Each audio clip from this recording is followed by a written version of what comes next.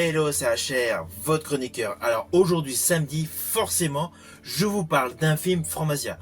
Plus précisément, aujourd'hui, il s'agit d'un film japonais qui est actuellement au cinéma. Il a pour titre Le Joueur de Go. Alors ce film est un film dramatique qui dure un peu plus de 2 heures avec une ambiance assez particulière. Naturellement, je vais vous dire tout simplement ce que j'ai pensé de ce film. Mais avant cela, n'oubliez pas, si vous n'êtes pas abonné, pensez à le faire. Pensez à la petite cloche pour les notifs. Let's go!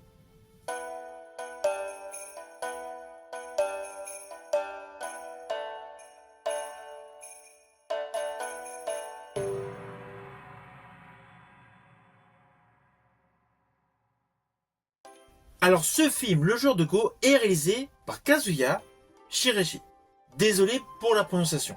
Ce film, je vous le dis tout de suite, n'est pas un action movie. On n'est pas dans un film de combat. Pourtant, le premier rôle est un samouraï. Mais on est davantage sur le registre du respect, de la loyauté, du code de l'honneur et surtout de la bienveillance. Ce film vous présente le Japon avec un regard tout simplement de vie sociétale. Je rajouterai que l'action se déroule en 1870. Ainsi, lorsque vous aurez vu ce film, vous allez découvrir que par le biais de nombreux plans séquences, il y a énormément d'émotions qui se dégagent autour d'une histoire qui est la suivante.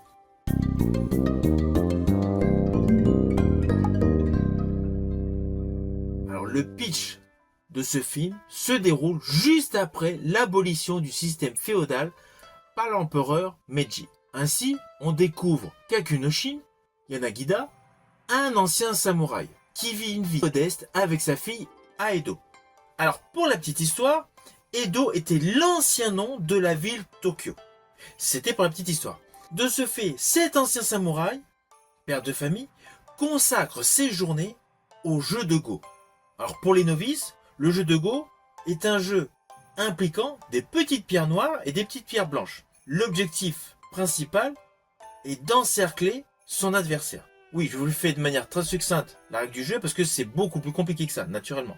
Mais donc voilà, le samouraï, père de famille, passe essentiellement son temps à jouer au Go. Avec naturellement l'incarnation primordiale de la dignité et du respect. Au tout début de ce film, on s'aperçoit qu'il prépare une sorte de tampon ou un écusson. Il a un retard de loyer. Il amène sa commande à son client, plus précisément une cliente. Il fait une partie du jeu de Go avec elle. Elle lui donne beaucoup plus d'argent que ce qu'il avait demandé donc pour son tampon. Une fois qu'il récupère son argent, après d'ailleurs avoir joué au jeu de Go avec la femme, il fait la rencontre d'un autre homme par le biais de quelques circonstances et il fait une partie du jeu de Go. Là, on ne sait pas pour quelle raison, il menait la partie, il décide de perdre et implicitement il perd tout son argent.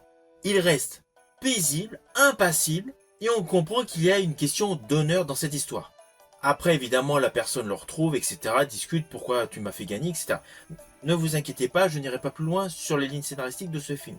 Mais voilà, l'entrée en matière de ce film vous montre l'aspect très calme, très posé d'un samouraï. Samouraï qu'on a l'habitude de voir dans les films d'action, extrêmement virulent.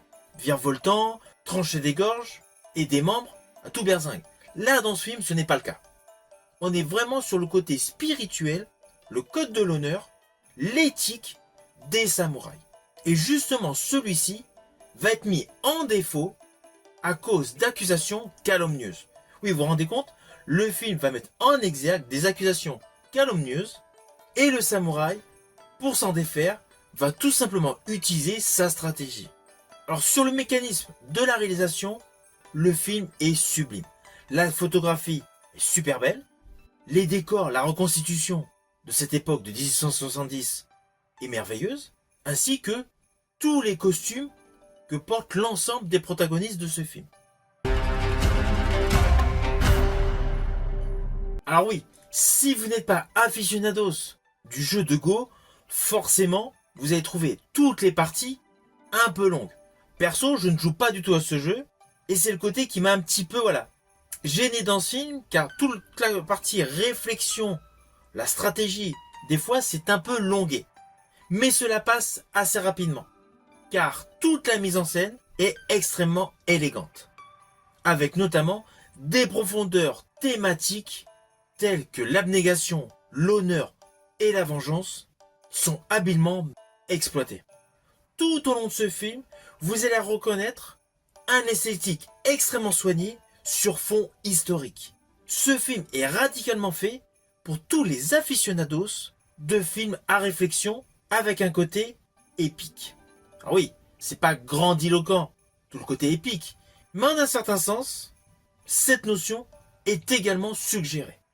Même si le film est davantage concentré sur le côté intimiste de la noblesse japonaise.